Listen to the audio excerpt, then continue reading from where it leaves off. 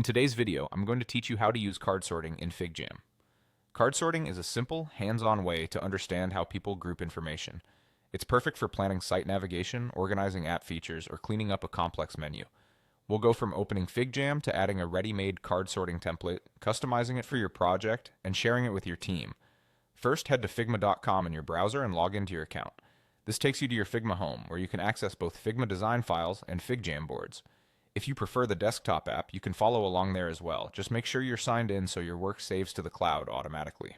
From the home screen, look for FigJam. You can open a recent FigJam board from your recents list or start from a new FigJam file so you have a clean canvas. Either way is fine because the template we're about to use can be inserted into any FigJam board. Inside your FigJam board, open the Templates panel and search for Card Sorting. You'll see a selection of templates designed specifically for this activity. Use the search field to narrow the results, then hover over the card sorting template that fits your needs to preview what's included. Typically a set of cards, category columns, and simple instructions for participants. When you're ready, hover and click Add Template.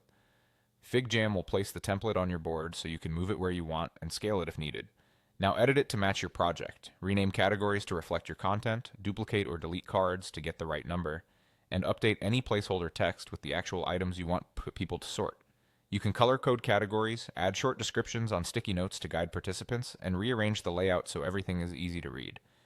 Keep the board uncluttered and leave generous space for people to drag cards around. Once your board looks good, share it by clicking the share button at the top right. Choose whether teammates can view or edit and copy the link to send it to them. If you're running a live sort, give editors access so they can move cards in real time. For a review-only session, set it to view.